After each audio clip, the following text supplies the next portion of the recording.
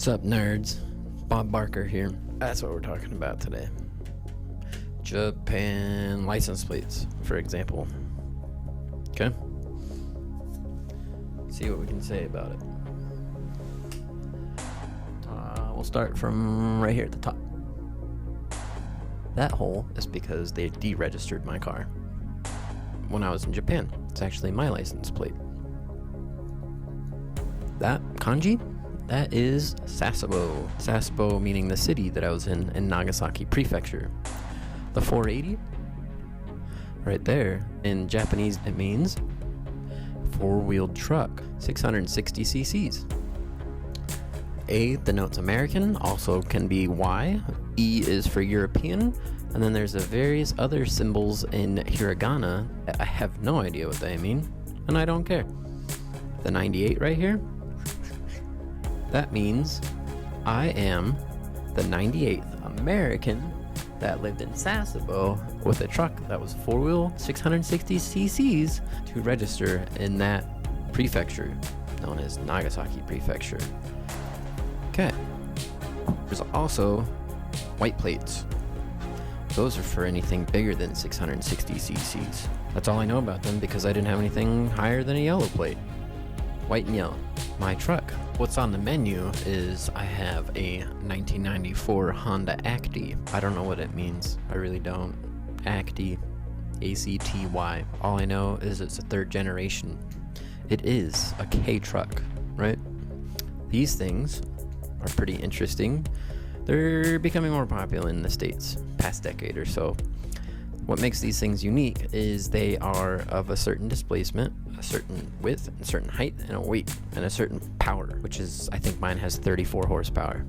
Ooh. The reason why this is post-war Japan, they were trying to give tax breaks. They're encouraging people to keep buying smaller vehicles because, you know, if you've ever been to Japan, roads are really small, parking's very limited, just kind of a pain in the butt to drive anything large like a Western vehicle. So the stuff that even Hondas and Toyotas you see here in the States, they're over there, but they're not as common. They're made almost specifically for here and Europe. However, the Japanese, they have their own subcategory of these K cars or trucks, and they're used predominantly by the farmers. Find them in fish markets, construction, all kinds of stuff. They're the F-150 of Japan. Mine in particular, no air conditioning, no power steering, no anti-lock brakes, it's hand crank windows only, AM radio, drum brakes in the rear, super bare bones. It's got a seatbelt, no airbags. Yeah, man, they all come in white. Sometimes they come in black. The newer K trucks and cars, they come in different colors. I would say 95% of them were white, 5% of them were black, and it wasn't until 2010 and up really that they started coming out with a couple different colors other than that. You might have the oddball blue looking ones that Honda had that you'll see from time to time. People have it in the States. Pretty rare. White and black. My truck in particular, I can talk about that. I am the second owner, which is pretty cool. I never got to meet the first owner because he died.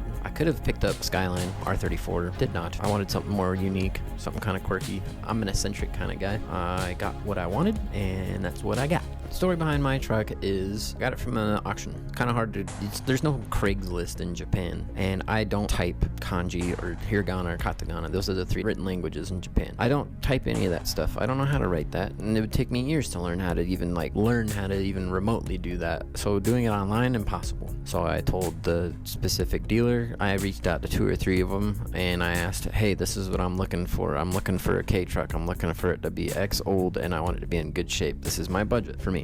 Well, they didn't have the stuffs I needed. Finally get a hold of the company that was like, all right, cool, we got you. They were like, all right, that's the only way we can get this because we don't carry these normally is auction. Cool. They're like, if you bump up the minimum price a little bit, we're going to be able to find you a real solid one because a lot of these have rust on them. Understandable. They said $5,000. I was like, that's really expensive for something as old as it is. And they're like, all right, cool, man. Well, this thing has like no rust, no miles, and you're going to be the second owner. And I was like, all right, cool, man, let's make this happen. And that's what happened. We got this thing, showed up, things in pristine shape. There was just a ding on the bumper, and fortunately the guy that I bought the truck from, the dealer, he was someone that worked in a body shop, and they fixed it for me for free. Got me new tires for free.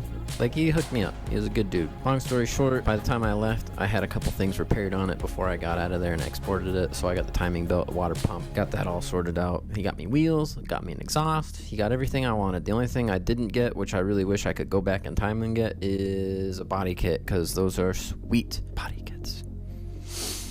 Anywho, he was telling me when I was getting this truck the reason why it had such low miles. 9,000 kilometers, by the way. 9,000 kilometers means 5,500 miles. Good luck trying to find one that low in the States. Yeah, okay. Anyways, he was telling me that back in the 90s, around the mid-90s, they, meaning Japan, split off how you get your license, which is really kind of mind-blowing, but they split it in two different ways. You can have an automatic driver's license or a manual transmission driver's license. And if you had an automatic driver's license, you were not allowed to drive a manual transmission, but vice versa, you could have both. But the family that owned this car after the old man passed away, they didn't have manual transmission license, and they didn't know how to drive it, so they ended up putting it for auction, hence me coming in the picture, picking that bad boy up.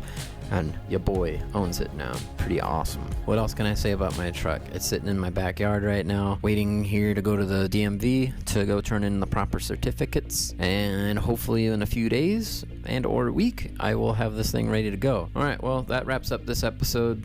Hopefully you guys learned a few things, learned a little bit about my truck, which I'll be debuting shortly. Have a good day. Suck it, nerds. See you later.